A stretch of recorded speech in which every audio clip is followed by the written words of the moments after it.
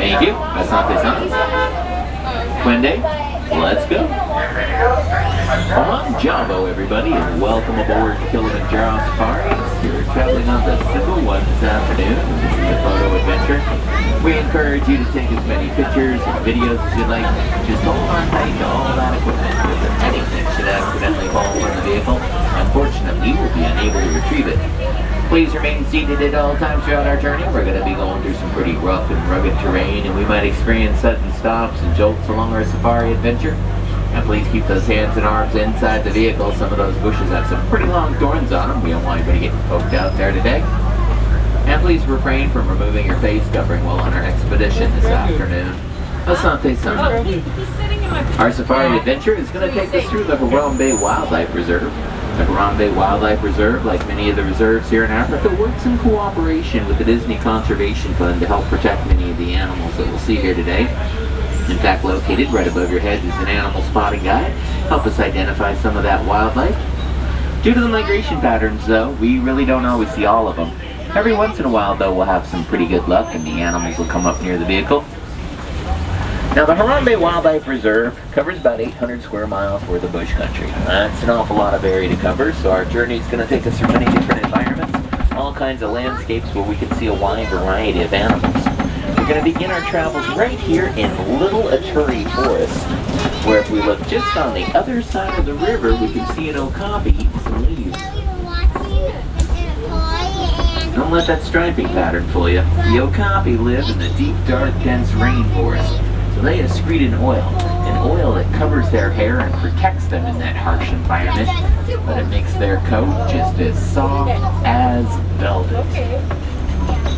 From the okapi, go all the way down to the left, right at the canyon bank, and between the canyon bank and that clump of bamboo, laying down is a yellow-backed duiker, that small forest antelope, largest of the 17 duiker species. They get their name from that yellow patch of hair on their back. And duiker is translated diver. They kind of dive into the bushes when they're feeling threatened. Well, we're going to circle right on around the old watering hole. It's an important gathering place for many of the animals here in the reserve. Like the big black and white bird getting a drink down there, that's a saddle-billed stork. The saddle-billed storks get their name because they have that yellow patch on their bill that resembles a saddle. Oh, hang on, there's way off into the distance against the canyon bank. Can you see that big, powerful black rhinoceros? We rarely get to see the black rhino. The black rhinoceros have a skin over 1 inch thick. They can charge at speeds of over 35 miles an hour, and they can repel any predator. Wow, except for man. Unfortunately, the black rhinoceros have been hit hard by the poaching. Extremely hard. There's less than 5,000 black rhinos left worldwide. So we've been working with special groups in special places that are trying to help by monitoring the rhinos and providing veterinarian treatment and rehabilitation as needed. Way to go, conservation heroes. Their numbers are slowly increasing.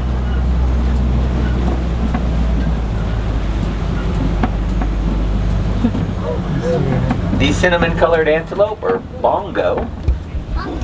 Bongo is translated 13, and there's 13 little thin stripes on the side of their body.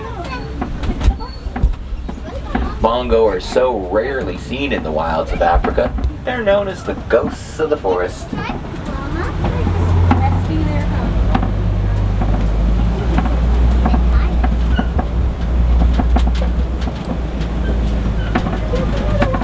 Bongo carry those big heavy horns that tilt back on their head.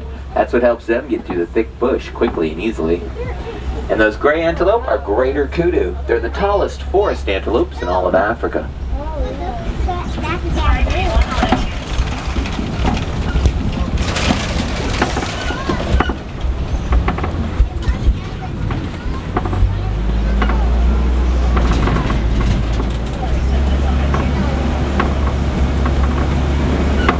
Well, we're going to make our way on down to Safi River. Safi is another one of those Swahili words. It means clean.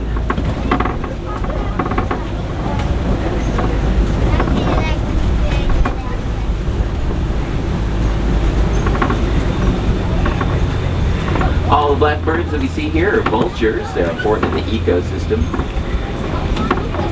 They eat the old dead meat and clean up the carcasses of the other animals, leave helping keep Aturi forest here free of disease.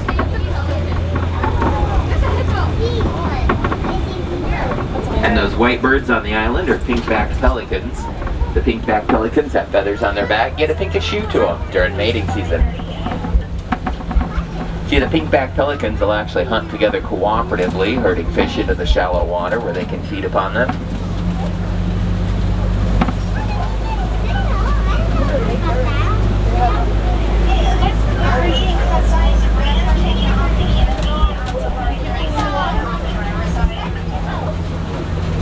Oh, look at, there's a Nile hippopotamus.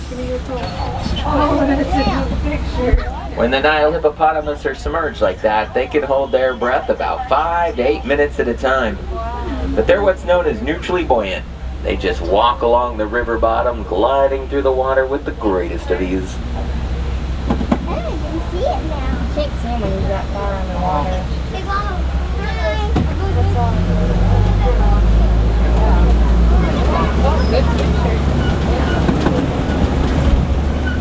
Oh, and just up ahead, underneath this rickety old bridge, is a mask of Nile crocodiles. Ooh, the Nile crocodiles are ectotherms, means they regulate their body temperature according to their environment. They'll venture in and out of the river depending on if they want to heat up or simply cool off.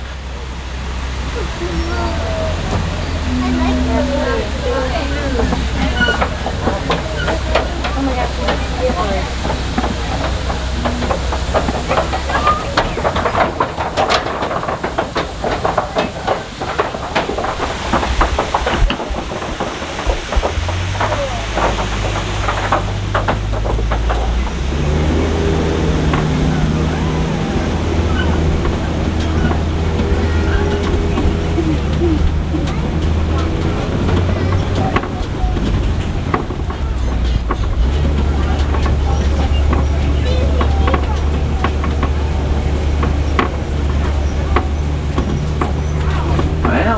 To leave Little Aturi Forest, and we're going to head off into the savannah.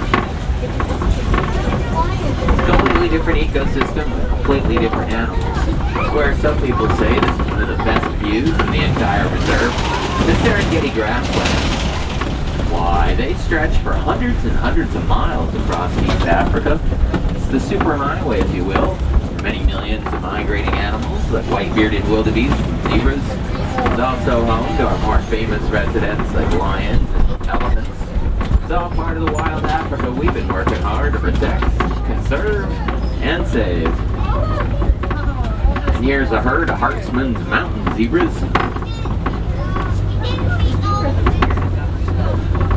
Fully mature, the Hartman's mountain zebras weigh in at about 750 pounds.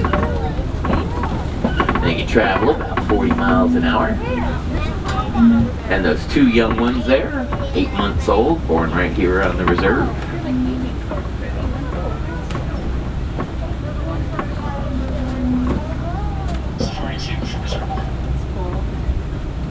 Probably noticed that the Hartman's mountain zebras are the rarest of all the zebra species. You might notice some differences, like they have wide stripes on their hindquarters and nice thin stripes on their neck and face. And their stripes don't go all the way around their body like a common zebra or a Grant zebra on the animal spotting guide above your head there.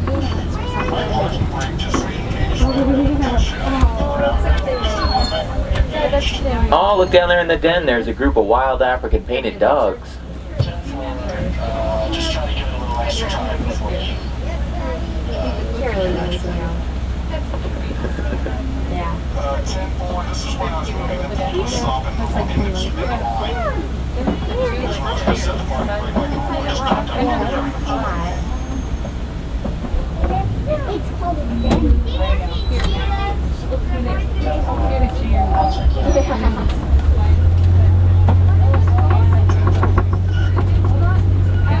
Off into the distance, there's a herd of sable antelope. Might even recognize the sable antelope as the official emblem of the Harambe Wildlife Reserve. Their big horns can grow 50 to 60 inches in length, and they oftentimes use them in displays of courtship and dominance. And the gray antelope, or white-bearded wildebeest, Each year, 1.5 million wildebeest migrate across the plains of the Serengeti, makes them one of the largest herd migrations left in Africa.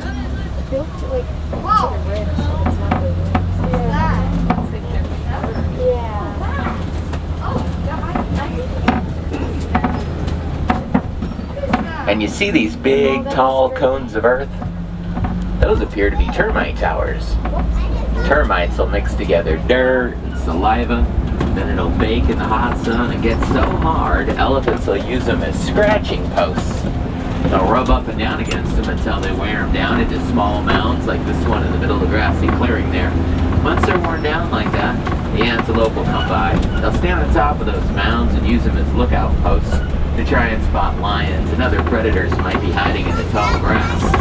See, the look of the beautiful savanna landscape here was pretty much created by the animals that live here. For example, the elephants are like the big bulldozers pushing down these trees. They love to eat that tasty bark and that'll let the grasses spread. The giraffe are like pruning shears, eating the leaves off the trees, allowing more sunlight to shine in. Large antelope and zebra mow down the grasses so the new shoots can pop up, and then the little itty-bitty nibblers like warthogs and gazelles will come along and trim around the edges. In a balanced natural system, well, there's enough food for everybody. And out there on the island of palm trees, it looks like there's some Ankole cattle. The Ankole cattle are also sometimes called the Watusi cattle because it was the Watusi tribe right here in Africa that first domesticated them. And here's a family of giraffes. These are Maasai giraffe. Maasai giraffe are recognizable because their spot pattern has a jaggedy edge.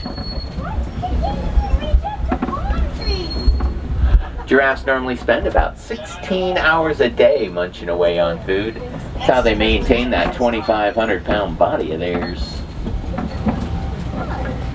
Oh, look at that horns are.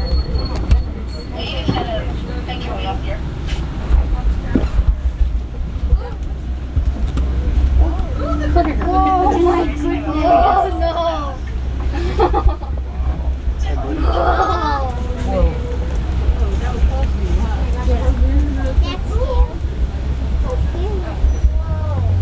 Now he's going to get the Well, it looks like the landscape's beginning to change.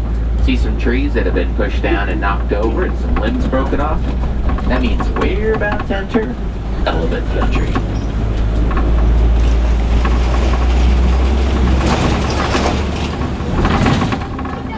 Our first stop is going to be Monkey Point. Yeah, Monkey Point is home to this troop of mandrill monkeys. Mandrill monkeys will spend a good portion of their day eating, playing, and grooming each other. It's all part of their family bonding structure. Where are all the cows? Well, so long, mandrill monkeys. Goodbye, Monkey Point. We're going to continue on our journey through elephant country, where our conservation teams have been studying elephant communication to help us better understand how elephants interact and what they need to survive in the wild. One discovery is that elephants run from bees. Yeah, that's right, bees. So now farmers in Kenya are building beehive fences to help protect their crops. As an added bonus, the farmers can sell that harvested honey.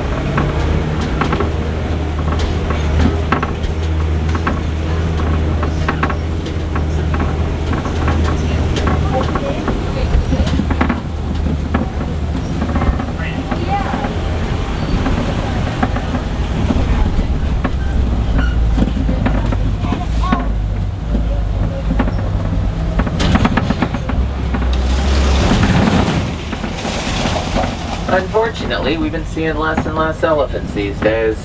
The elephant population has been declining due to a loss of natural habitat.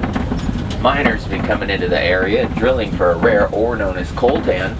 Coltan is that mineral that's found in your laptops and your cell phones. So by simply recycling your electronic devices, you can help save these beautiful creatures.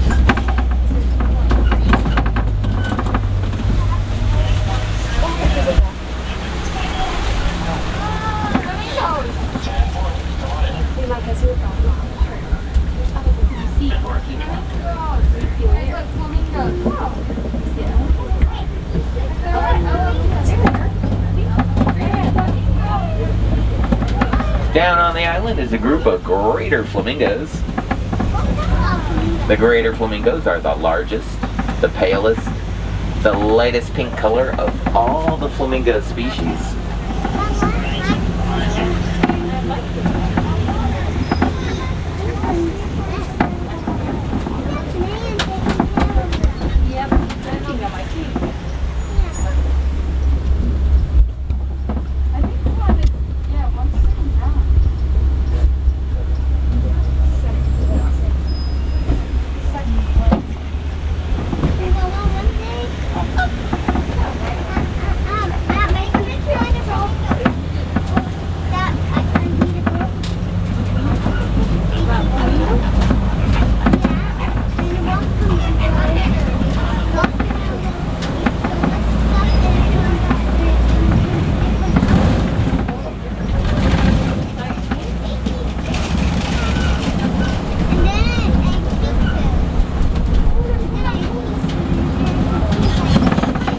These white antelope with the brown on their chest are scimitar horned oryx. Their big long horns stretch back over their body to a length of about 42 inches. And they're a desert-dwelling antelope, so they have the unique ability to raise their own body temperature warm enough that they can go weeks without drinking. They satisfy all their hydration needs simply through the vegetation they consume.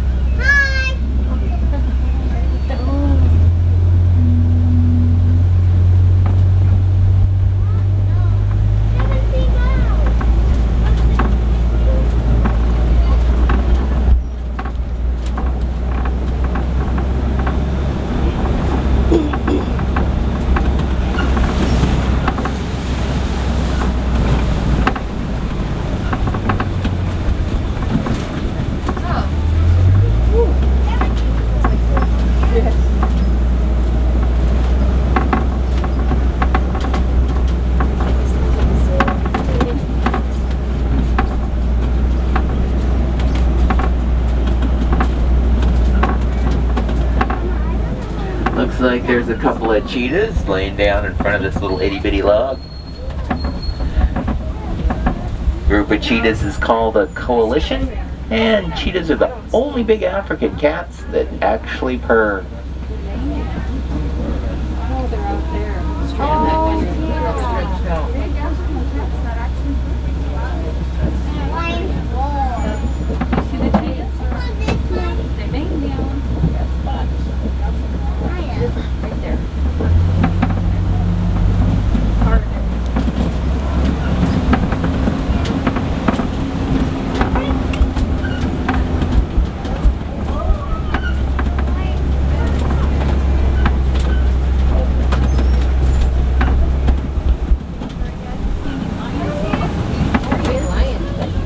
Yeah, lions normally remain inactive about 18 to 20 hours a day.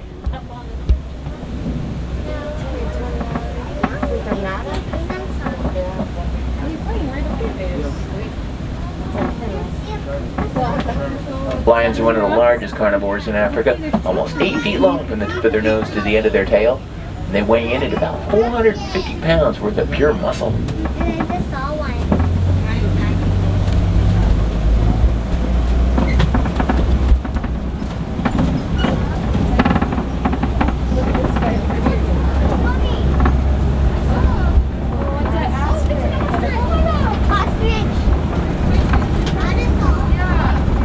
Looks like there's some white rhinoceros, and that little antelope is a Bontabak.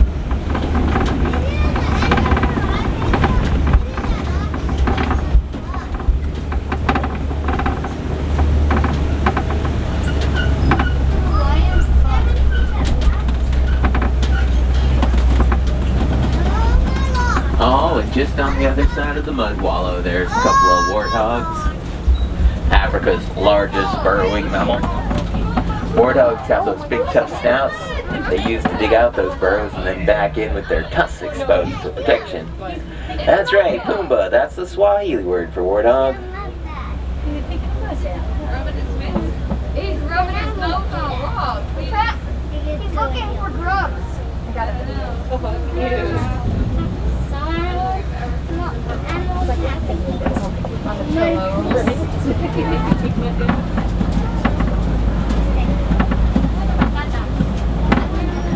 The white rhinoceros have small eyes and weak vision, but acute hearing.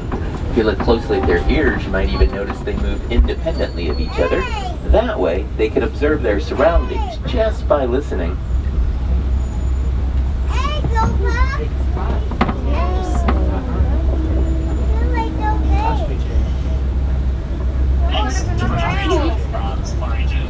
And it's not uncommon for the ostrich to lay their eggs out in the open like that. After all, those eggs have a pretty tough shell on them. They have to. A female ostrich weighs nearly 300 pounds.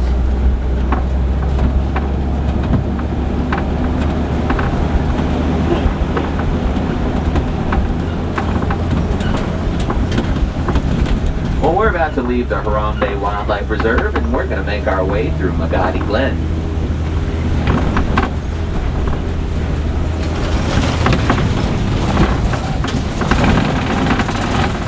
McGotti Glen sits right on the outskirts of the Harambe Wildlife Reserve, and is where the wardens have decided to set up camp and start building and raising a herd of Nigerian dwarf goats. Because the Nigerian dwarf goats produce a lot of sweet milk that they sell to the locals to provide economic incentives and alternatives to poaching. In the end, it is the goal of conservation to balance the needs of animals and humans along with their own environment. That way, everybody wins. Well, no wonder the wardens decided to set up camp here. There's a beautiful water source, some geysers just bubbling and gurgling and spraying out of the ground. Geysers are formed by plates under the Earth's surface that shift, allowing hot water and steam to escape. Now, those babies, they're not babies, but those dwarf goats look like you want to reach out and touch one.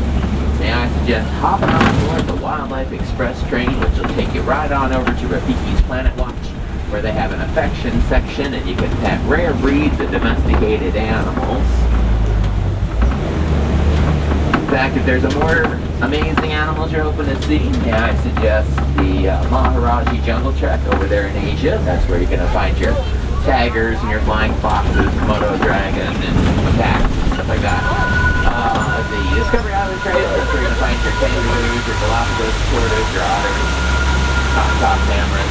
So be sure to head on down all those trails early. They close at 4:30 today. We don't want you to miss out on anything.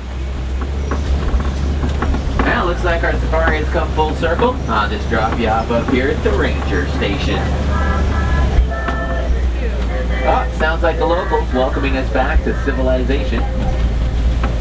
Please watch those hands and feet on the right-hand side of the vehicle. Those doors are going to be sliding on open, and we don't want any fingers getting pinched. So if you're sitting on the passenger side of the vehicle, please watch those hands and feet as the doors slide open. Please watch your step as you exit the vehicle. Be sure to check those seats for any loose articles that might have jiggled out of your pockets. Waharini, my friends, go well, and enjoy the rest of your adventure wherever it may lead.